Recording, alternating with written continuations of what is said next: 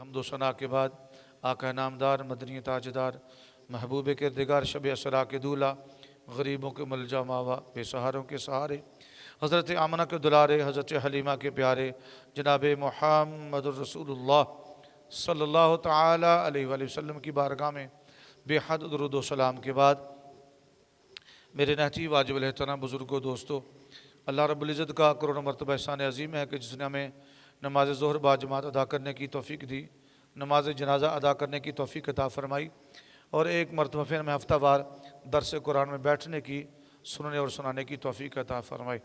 الحمدللہ 29واں پارہ اور 29واں پارے کی سورۃ الحاقہ ہماری تیسری سورت چل رہی ہے، اور پچھلے درس قرآن میں بھی ہمیں آیت نمبر 11 اور آیت نمبر 12 تلاوت کی تھی، کچھ حصہ گفتگو کی تھی، اور آج حصہ انشاءاللہ اس کو گفتگو کریں گے، اور انشاءاللہ اس کو مکمل کرنے کی کوشش کرتے ہیں۔ اللہ مجھے اور آپ کو قرآن کو خوب خوب سمجھنے کی توفیق عطا فرمائے، آمین ثم آمین۔ یہ جو آیت ہیں یہ کفار کو آقا علیہ السلام پر نازل ہوئیں، اور یہ آقا علیہ السلام کے ذریعے کفار مکہ کو بتایا گیا کہ دیکھیں جو پہلی قومیں بھی تھیں وہ سرکش تھیں، وہ نبیوں کی نہیں باتیں مانتی تھیں، جب انہوں نے نہیں مانی تو ان کو کیسے کیسے عذاب آیا، اور کون کون کی قوم کو کیسے کیسے وہ غرق ہوئی۔ بتانے کا مقصد یہی تھا کہ آپ سیدھے راستے پر آ جائیں، اور میں نے اپنے محبوب کو نبی بنا کر بھیجا ہے، اور اس کی آواز پر لبیک کہیں، اور سجدوں بجائے بتوں کے سجدہ کرنے کے میری بارگاہ میں سجدہ کریں۔ تو اللہ نے پچھلے قوم ہود سمود کا ذکر تھا، اور اس آیت کے اندر اللہ رب العزت نے قوم نوح کا ذکر کیا ہے۔ اللہ فرمائے اِنَّا لَمَّا طَغَى الْمَاءُ وَحَمَلْنَاكُمْ فِي الْجَارِيَّةِ، بے شک جب پانی نے سر اٹھایا تھا تو ہم نے تمہیں کشتی میں سوار کیا۔ تو یہ جس پانی کا ذکر ہے کشتی کا ذکر ہے۔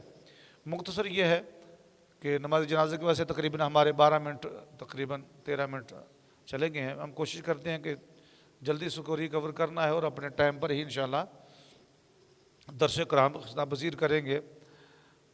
جب ظلم بڑھا اور نوح علیہ السلام کو بہت مارا گیا، پچھلے میں نے درس قرآن میں ذکر کیا تھا کہ ایک نوجوان اتنا مارا کہ آپ کی تمام ہڈیوں کو جوڑ جوڑ پر اس نے اتنا شدید مارا، مگر پھر بھی آپ نے بد دعا نہیں کی۔ آخر پھر ابراہیم حضرت نوح علیہ السلام نے جب اللہ نے فرمایا کہ اے میرے نوح، اب جتنے لوگوں نے ایمان لانا تھا وہ لا چکے ہیں، اب ان سے زیادہ ایمان نہیں لائیں گے، جس طرح روایت میں آتا ہے کہ 71 ہے 72 ہیں، اور آپ کے اہل خانہ کو ملا کر جس کے اندر آپ کی 3 بیٹے اور 3 بہویں اور ایک آپ کی بیوی، ان میں یہ ٹوٹل ملا کر کئی روایت 78 کی آتی ہے، 75 کی آتی ہے، یا 80 روایت کی آتی ہے، زیادہ تر 80 کی روایت ہے کہ 80 لوگوں نے آپ کی تبلیغ کر ایمان لائے، اور تبلیغ کا کتنا عرصہ کتنا تھا؟ 950 سال۔ 40 سال کے بعد آپ نے اللہ کی توحید کا اعلان شروع کیا، یعنی 40 سال کے بعد اللہ نے آپ کو نبوت عطا فرمائی، اور 40 سال کے بعد آپ نے پھر 950 سال تبلیغ کی، اور اس کے اندر ایمان لانے والے کتنے ٹوٹل بنتے ہیں؟ آپ کو ساتھ ملا کر 80 بنتے ہیں۔ آپ سمجھ لیں کہ کتنی سخت اور مشقت تھی، آپ اکٹھے بھی کرتے، دعوت بھی کرتے، محفل کی شکل میں بھی لوگوں کو دعوت دیتے، جہاں لوگ کام کرتے وہاں آپ جا کر ان کا کام بھی کرتے، ساتھ تبلیغ بھی کرتے، اور راتوں کو لوگوں کے دروازے پر ایک ایک بار جاتے اور جا کر تبلیغ کرتے، اللہ کا حکم پہنچاتے۔ اس کے اور مارے بھی کھاتے، بہت شدید مارا جاتا، آپ کو کئی دفعہ کافر آپ کو مار کر کمر میں لپیٹ کر آپ کے دروازے پر پھینک دیتے، تو یہ اللہ کے نبی اب معاذ اللہ استغفر اللہ مر چکے ہیں، مگر اللہ کی قدرت تھی، اللہ نے آپ کو زندہ رکھنا تھا، آپ سے دین کا کام لینا تھا، اللہ پھر زندگی عطا فرما دیتا، آپ پھر اٹھ جاتے۔ مختصر یہ ہے کہ پھر اللہ کے نبی نے اپنی قوم کے لیے پھر کہا مولا اگر ان کے نصیب میں اب ایمان نہیں ہے، جتنے لانا اب یہ جو رہ گئے ہیں یہ خالی تکلیفیں دینے والے ہیں، تو ان کو پھر عبرتناک انجام تک پہنچا دے۔ جب اللہ کے نبی نے ان کے لیے دعا مانگی، اور اللہ رب العزت نے فرمایا کہ اے میرے نوح، آپ دعا آپ نے مانگی ہے اور ہم نے قبول کر لی ہے، اب یاد رکھنا عذاب کا وقت مقرر میں نے کر دیا ہے، اب نہ تو یہ بدلا جانا ہے اور نہ ہی پہلے آنا ہے، اب تو نے صبر کرنا ہے، تو نے صبر کرنا ہے، نہ ہی اب یہ جلدی آئے گا اور نہ ہی یہ لیٹ ہوگا، وقت عذاب کا ہم نے فکس کر دیا ہے۔ اور یاد رکھنا اس عذاب کے اندر تیرا ایک بیٹا بھی ہے اور تیری ایک بیوی بھی ہے۔ اب کسی کے لیے یہ تخصیص نہیں ہوگی، کسی کو استثناء حاصل نہیں ہوگا کہ اس کو عذاب دیا جائے اور اس کو بچا لیا جائے۔ جو بھی تیری نافرمانی کی ضد میں آیا ہے، جس نے بھی آپ کی بات نہیں مانی، چاہے وہ آپ کی بیوی ہے، چاہے وہ آپ کے خاندان میں سے آپ کا بیٹا ہے، سب اسی زمرے کے اندر عذاب کے اندر آئیں گے۔ ٹھیک ہے مولا، اللہ فرمایا اب انتظام، اب عذاب آنے والا ہے، اب میرے نبی تم تیاری کرو۔ تیاری کس چیز کی؟ مختصر کر لیتے ہیں، ٹائم کم ہے، کہا کشتی بنا لے۔ مولا کس چیز کی کشتی؟ کیا ہوتی ہے؟ تو کشتی پہلے تھی نہیں، مولا کیسے کشتی بنایا جائے؟ اللہ فرمایا ساغون کا جو درخت ہے، آپ کو پتہ بڑی اس کی لکڑی مشہور ہے، بڑی قیمتی لکڑی ہے، کہا اس کی آپ کشتی بناؤ۔ مولا کیسے بناؤں؟ کہا ایسے بنا لے جیسے اس کا منہ بنا جیسے مرغ کا سر ہوتا ہے، مرغ کا سر ہے۔ ٹھیک ہے مولا فرمایا اس کا پیٹ ایسے بنا جس طرح جانور کی اوجڑی ہوتی، اس طرح کا اس کا پیٹ بنا، اور جس طرح پچھلا حصہ ایسے بنا لے جیسے مرغے کی دم ہوتی ہے۔ اب اسی ڈیزائن پر اللہ کے نبی جبریل اور کچھ فرشتے آپ کے ساتھ اور ایمان لانے والوں نے مل کر کشتی بنانا شروع کر دیا۔ اب کشتی بناتے ہیں، ایک روایت میں علماء نے لکھا ہے کہ جب کشتی بنانا شروع کی تو ان کو کیڑا لگنا شروع ہو گیا، ادھر کشتی بناتے اور ادھر کیڑا کھا جاتے۔ اللہ کے نبی نے کہا مولا تیرا عذاب بھی قریب ہے اور ہم کشتی بناتے ہیں اور یہ تو کیڑے کھا جاتے ہیں۔ اللہ نے فرمایا میرے نو ان کشتی کے چاروں کونوں پر 4 نام لکھ دے۔ کہا مولا کون سے؟ فرمایا ایک کونے پر ابو بکر لکھ دے۔ کہیے سبحان اللہ۔ ایک کونے پر ابو، نائب امام صاحب کہہ رہے تھے کوئی سیدنا ابو بکر صدیق کا ذکر بھی آپ کر لیں، تو میں نے کہا ٹائم مختصر ہے، تو میں نے کہا چلو حضرت کی بات بھی پوری کر لیں، اس روایت کو میں نے کہا چلے یہ روایت ہمارا بیان بھی ہو جائے اور اس حضرت کا حکم بھی پورا، کیونکہ ہم ان کے پیچھے نماز پڑھتے ہیں، کیونکہ امام کی جوتی کو ہم جوتڑی بھی نہیں کہہ سکتے۔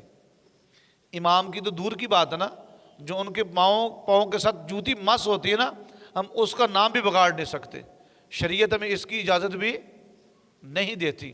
اللہ ہمیں علماء کا ادب کرنے کی توفیق عطا فرمائے۔ کہا ایک کونے پر ابو بکر لکھ دے، دوسرے کونے پر عمر لکھ دے، تیسرے کونے پر حضرت عثمان لکھ دے اور چوتھے پر حضرت علی لکھ دے۔ جب نام لکھا گیا اس کے بعد پھر کیڑے نے کھایا نہیں، پتہ چلا کہ جس لکڑی پر ان چاروں یاروں کا نام آ جائے وہ لکڑی محفوظ ہو جاتی ہے، اور جس دل کے اندر ان چاروں کی محبت آ جائے اللہ اس کے ایمان کو بھی سلامت فرما دیتا ہے، اللہ اس کے ایمان کو بھی سلامت فرما دیتا ہے۔ الحمدللہ اہل سنت کا وہ پلیٹ فارم ہے کہ جس کے اندر چاروں کی محبت آپ کو نظر آتی ہے۔ کہیں ایک سے محبت ہے تو 3 سے محبت نہیں، کہیں 3 سے محبت ہے تو 1 سے نہیں، کہیں 2 کا نعرہ ہے تو 2 کا نعرہ نہیں ہے۔ الحمدللہ رب العالمین، اللہ کا کروڑوں کروڑ احسان ہے، اس نے اپنے محبوب کے صدقے ہمیں محبوب بھی عطا فرمایا، محبوب کی امت بھی بنایا، اور امت میں سے ہمیں اس شاخ میں سے رکھا ہے۔ الحمدللہ رب العالمین، ہم وہ پلیٹ فارم ہمیں اللہ نے ملا ہے کہ جہاں پر چاروں یاروں کا نام لیا جاتا ہے اور چاروں صحابہ کے نام کا نعرے بھی لگا دیتے ہیں، اور یہی پلیٹ فارم ہے جس کی پلیٹ فارم سے آواز نکلے ہر صحابی نبی، اسی پلیٹ فارم سے الحمدللہ وہ آواز بھی نکلی ہے۔ بہرحال دوستان محترم، کشتی تیار ہو گئی، مختصر کر لیتے، کشتی تیار ہو، کشتی کی 3 منزلیں بنی۔ کتنی؟ 3 منزلیں، 1 2 اور 3۔ اب کشتی کتنی لمبائی؟ 450 فٹ اس کی لمبائی کشتی کی ہے۔ کتنی؟ 450 فٹ، اور 75 فٹ چوڑی، 4.5 فٹ لمبائی اور 75 فٹ وہ چوڑائی ہے اس کی، اور جو اس کی اونچائی ہے وہ ہے 45 فٹ، 45 فٹ اس کی اونچائی، بلندی۔ یہ کشتی تیار ہو گئی۔ اب اللہ نے فرمایا اے نوح ہر ایک چیز کا ایک ایک جوڑا اس کے اندر رکھ دے۔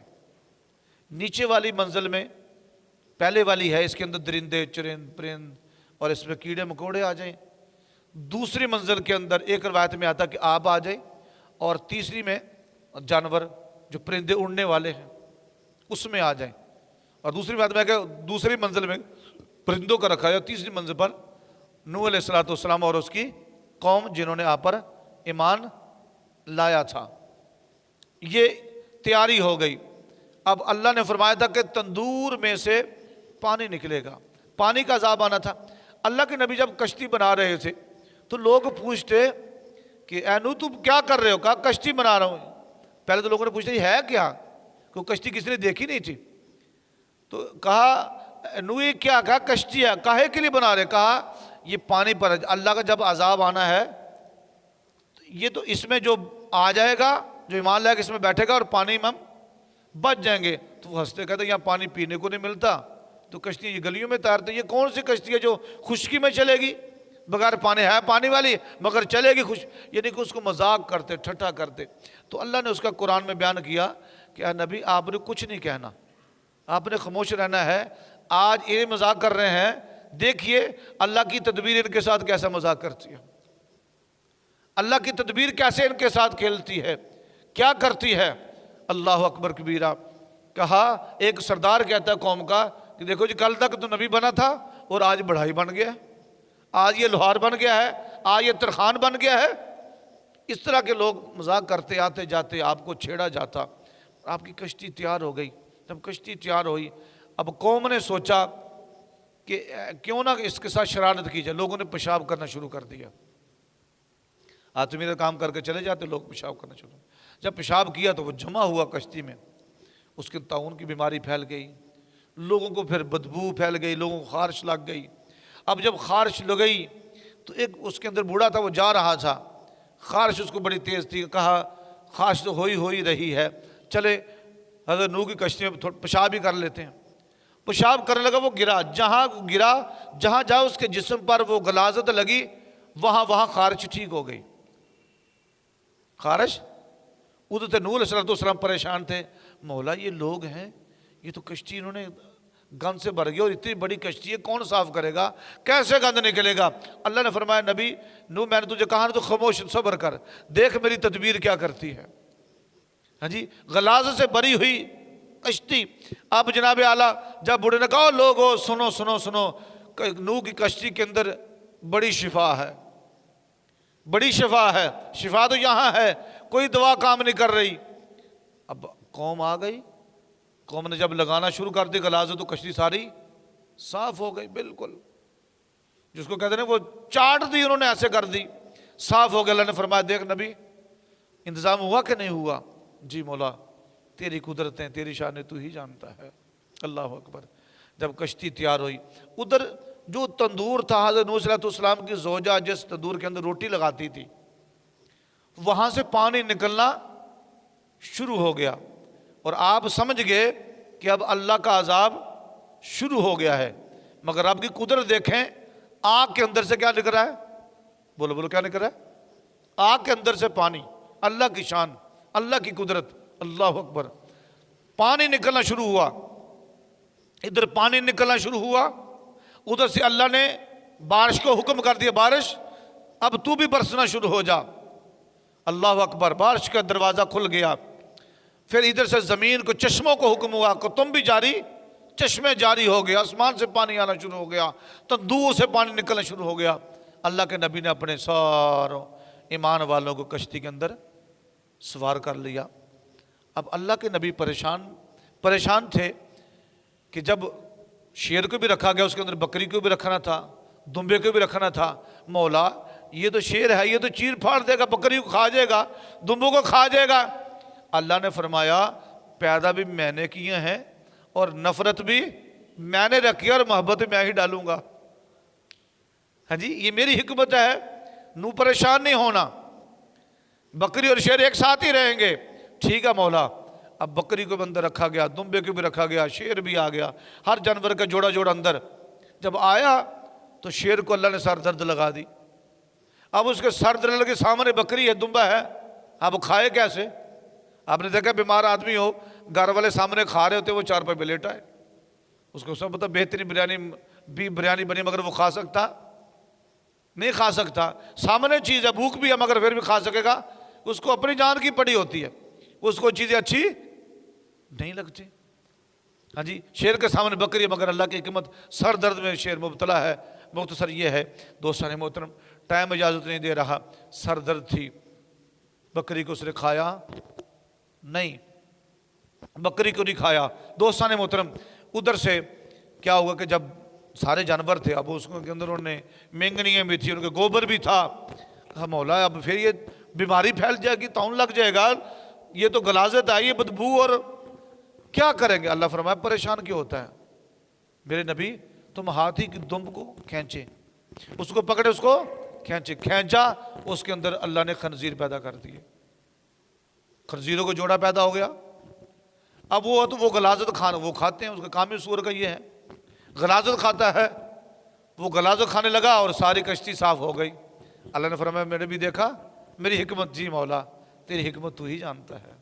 अल्लाह अल्लाह अल्लाह, तेरी हिकमत तू ही जान। अब चूहों का जोड़ा भी था, अब चूहों काम क्या है? काटना। अब लकड़ी को काटना शुरू कर दिया, सुराख करना शुरू कर दिया। अर्ज की मौला ये चूहे तो हमें, मेरी कौम को तो बर्बाद कर देंगे, थोड़े से तो मुसलमान हैं, चंद मुसलमान हैं, तो ये तो बर्बाद कर देंगे चूहे, ये लकड़ी का काम है, ये तो दुश्मन है हमारे, और आपके हुक्म पर हमने सवार भी कर लिया। अल्लाह के नबी ने फरमाया मेरे नबी परेशान क्यों होता है? जा जाकर शेर के माथे पर हाथ रख। शेर के माथे पर हाथ रखा, अल्लाह ने बिल्लियों को जोड़ा पैदा कर दिया। उनका काम क्या है? चूहों को खाना।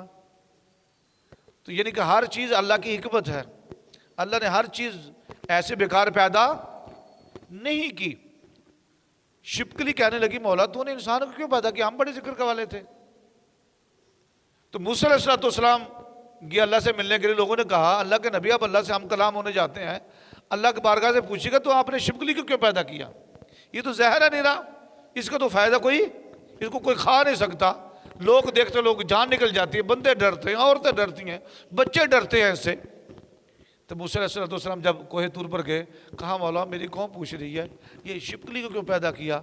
तो अल्लाह फरमाता है मूसा शिपकली यही सवाल मेरे से कर रही थी कि तूने इंसान को क्यों पैदा किया है। अल्लाह अकबर।